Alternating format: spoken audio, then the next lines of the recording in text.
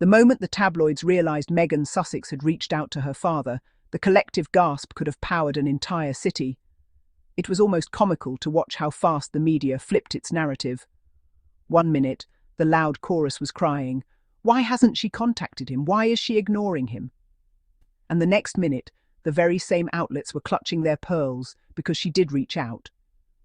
Suddenly the tune changed to, "Oh, it's PR, it's strategic, it's calculated." If consistency were a currency, the tabloids would permanently be in debt. But here we are again, witnessing the same cycle.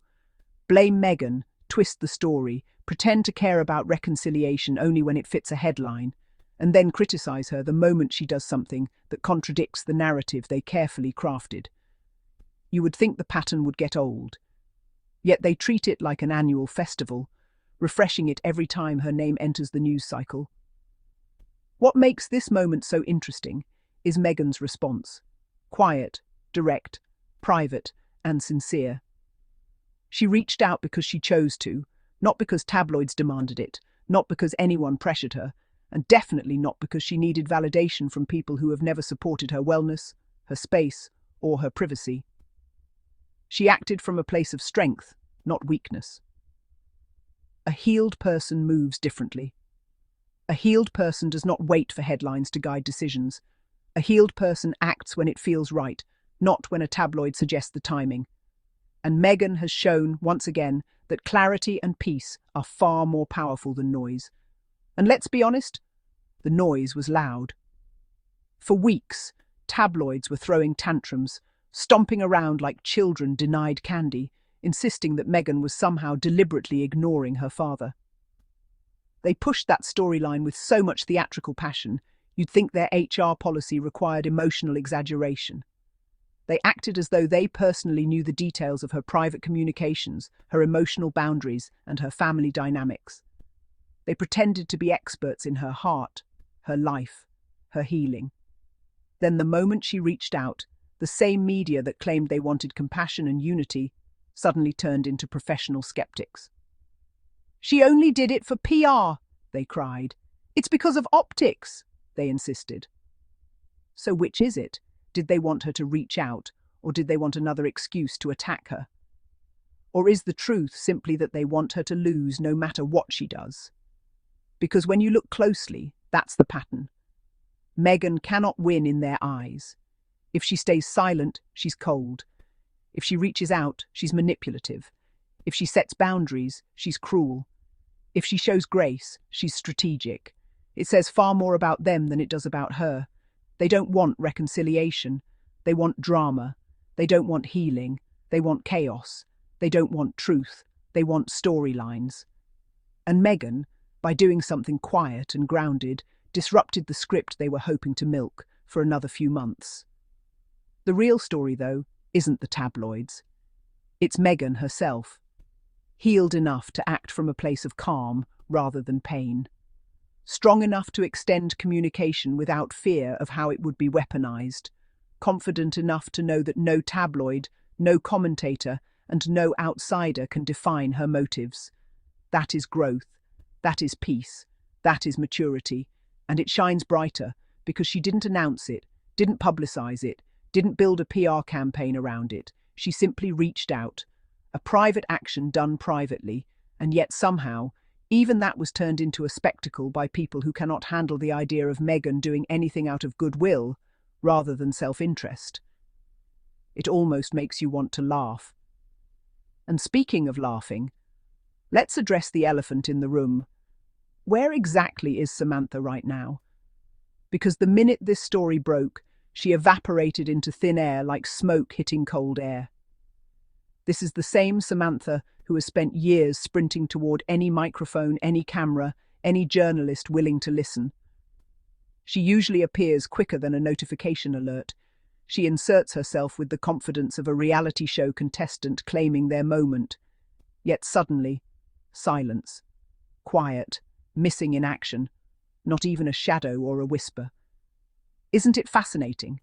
Should we send out a search team? Should we file a missing opinion report?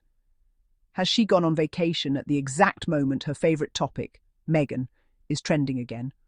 Or is it simply harder to shout accusations when Meghan's actions contradict the anti-Meghan storyline she relies on? These rhetorical questions practically ask themselves. Where is Samantha's commentary now that Meghan has done the very thing she always demanded? Where is the endless criticism, the recycled talking points, the dramatic speeches? Suddenly, the energy vanished. It's almost as if this situation doesn't give Samantha the reaction she wanted, almost as if Meghan acting from a place of peace dismantles the narrative entirely, almost as if the truth is more inconvenient for critics than they expected. And then there's Thomas, a man the tabloids hold up whenever they need an anti-Meghan soundbite, but who suddenly becomes inconvenient when Meghan actually takes a step toward communication. It's interesting how the media uses him as a prop when it fits their needs, but abandons him the moment Meghan takes the initiative. They don't want reconciliation. They want conflict. They don't want healing. They want headlines. And the moment Meghan steps into a space of maturity and quiet progress, the tabloids lose their favourite storyline. So they scramble, twist, distort, and rewrite just so they can maintain the drama. But the truth doesn't bend just because someone wants it to. Meghan reaching out is an action that stands on its own, clear, direct, and self-driven. The most striking part of all this is how Meghan continues to navigate situations with dignity, even when surrounded by chaos. She didn't release a public statement. She didn't call the paparazzi. She didn't orchestrate a media moment. She acted privately, proving once again that she is capable of making decisions based on her own emotional growth rather than outside pressure. And despite everything thrown at her, not publicly revisited in detail here, she has shown that healing is possible. That strength doesn't require shouting, that a good heart doesn't need validation, and that grace doesn't need applause. You can almost feel the irritation radiating from tabloid offices when they realized she reached out without giving them the credit they desperately crave. The irony is delicious. They spent weeks begging for her to communicate, and the minute she did, they found a reason to complain. It's almost like tabloids prefer Meghan being silent so they can complain, and they prefer her speaking so they can also complain. The consistency is in the complaining, not in the content. It's their version of a job security strategy. Blame Meghan every day and call it journalism. But this time, their outrage reveals something deeper. They are losing control of the narrative. Meghan acted from a place they can't manipulate. Inner peace. A healed person becomes unpredictable to people who rely on their pain. Meghan doesn't move based on emotion anymore. She moves with intention, and that scares critics who thrive on drama. And again, where is Samantha? Because the timing is suspiciously quiet. The moment Meghan does something decent, compassionate, and peaceful, Samantha disappears like a person who misplaced her script. Maybe the drama fountain finally ran dry. Maybe this moment is harder to exploit. Maybe silence is the only option when there's nothing negative to twist. Or maybe, just maybe, the world is starting to see the pattern for what it is. Meghan continues to grow, while others continue to circle the same old storylines like they're afraid to evolve. What makes this entire situation more powerful is how Meghan remains grounded. She isn't trying to rewrite history. She isn't trying to perform for the cameras. She isn't trying to win over people who never wished her well. She is simply taking a step because she is ready, not because the world demanded it. That level of self-awareness is something the tabloids cannot compute. They don't know how to respond when Meghan moves without consulting them first. So now they scramble. They create a PR accusation because they cannot stand the idea of Meghan acting from a sincere place. But sincerity doesn't need permission. Healing doesn't need applause. And Meghan has shown that even surrounded by negativity, she can choose grace. And let's ask one more time, just for fun.